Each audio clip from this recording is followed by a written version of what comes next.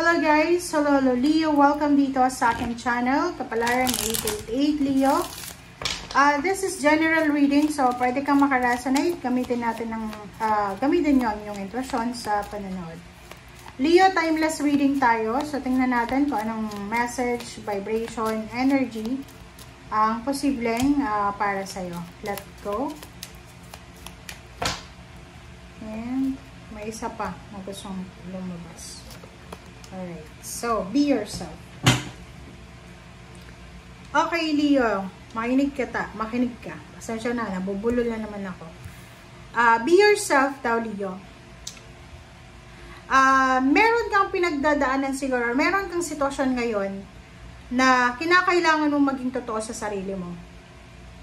Which is the basis for your personal power. Okay, yung parang sinasabi ng baraha, maging totoo tayo sa ating sarili, sa mga tao sa paligid natin. Huwag tayong magkunwari.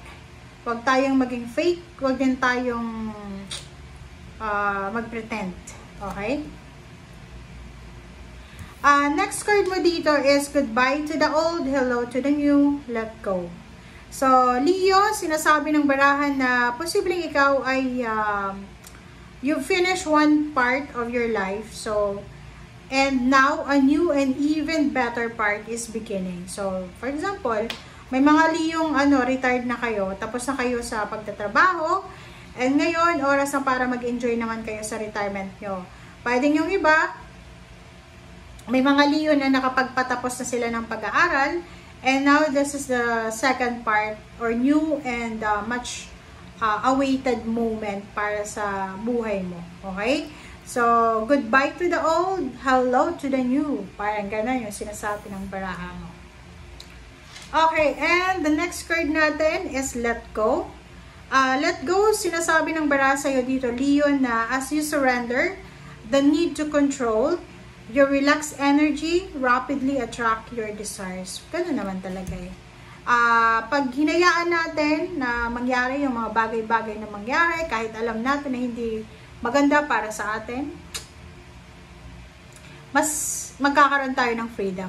So, let go of your grudges, resentment, let go of your feelings, emotion, na alam mo na toxic na, let go of the relationship, surrender to the flow of life, just go with the flow lang, yung sinasabi ng baraha, and let go of your unrealistic dreams, unrealistic desires, para makapasok na yung mga talagang blessings na para sa'yo. Like example, di ba?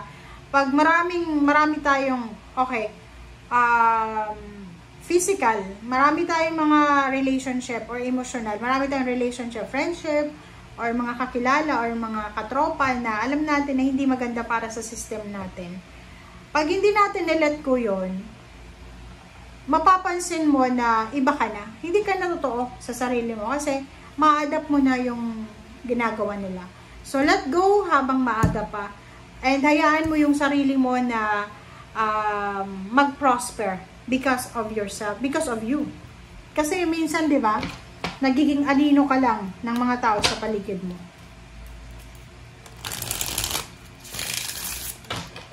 Let go, goodbye to the old, hello to the new. Wow. Dalawa yung let go mo.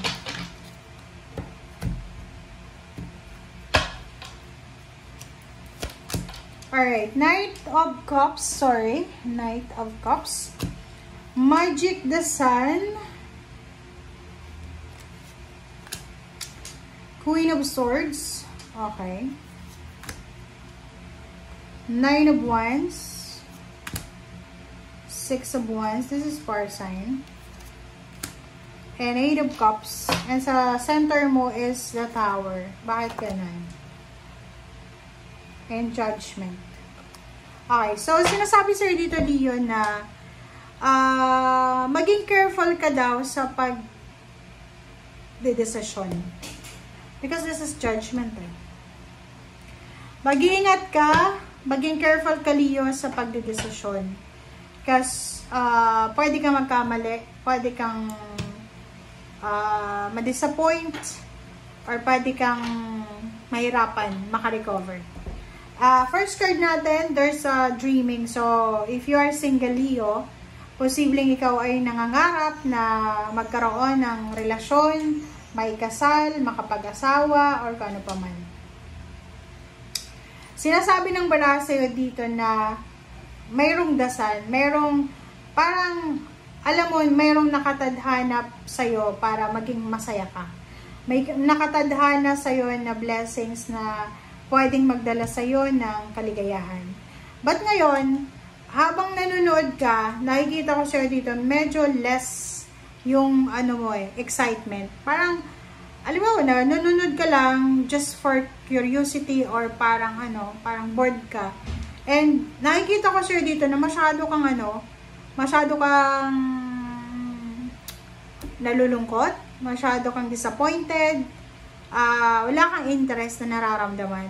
And napapagod ka din eh. Pagod ka na sa laban sa buhay. Pagod ka na ipaglaban ang pamilya mo, ang sarili mo, ang pangarap mo. Six of Wands and letting go. Sinasabi ng baraha sa'yo dito, Leo, na yung Nine of Wands is, ginawa mo yung best mo eh. Yun yung sinasabi ko. Yung Nine of Wands is para siyang, isa siyang militar, sundalo, na galing siya sa gera. And, di ba pag yung militar, yung sundalo, nakikipaglaban, they're aiming for a triumphant success.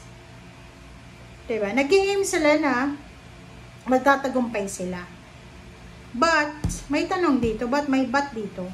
Pero kung alam mo na yung pinaglalaban mo ay nakakapagod na, alam mo na unrealistic na, wala nang katotohanan na, wala nang pupuntahan, you need to let go. Let go, let God, let it flow. Okay? Parang yun ang sinasabi ng baraha. Kasi yung The Tower, parang yun na nga. May mga bagay tayo na gustong mangyari sa buhay natin. Pero, sa kasalukuyan, hindi natin magagawa yun. So, maybe pwede mong i-let go or maybe pwede mo munang ihang. Pwede mo munang i-postpone. Okay? Wow! Like dito, for example, pangarap mong makapag-asawa ng mayaman, pero unemployed ka sa ngayon. Diba? So, kailangan mo nang i-prioritize kung ano yung mas importante. Ano ba yung importante? Pag-asawa ng mayaman or pagkakaroon ng trabaho? Diba? Ace of Cups, Ace of Wands. So, nakikita ko sir dito, Leo, na congratulations because in the near future, maybe next year, posibleng makatagpo ka ng isang exciting na relationship. Doon sa mga Leo na walang asawa pa, wala pang relasyon, possible kayo na makatanggap ng relationship. Maybe this is new job, new relationship, friendship, collaboration, or kung ano man siya, na pwedeng magdala sa'yo ng sobra-sobrang ligaya. Wow! So, nakikita ko sir dito, but the problem is, yun, pwedeng makatagpo ka ng tao na interesado sa'yo, na maging asawa mo, maging karelasyon, but the problem is, nakikita ko din sa'yo na hindi ka sigurado. Yung, kasi mayroon kang priority eh, diba? Like ganito, unemployed ka, tapos, merong ditong isang tao na papasok sa buhay mo na mag-offer ng love life. Pero yung priority mo, kailangan makahanap ng trabaho. So, yun. Parang hindi ka sigurado kung ano yung gusto mo. Comment down below if you resonated, guys. Okay? Thank you. Bye!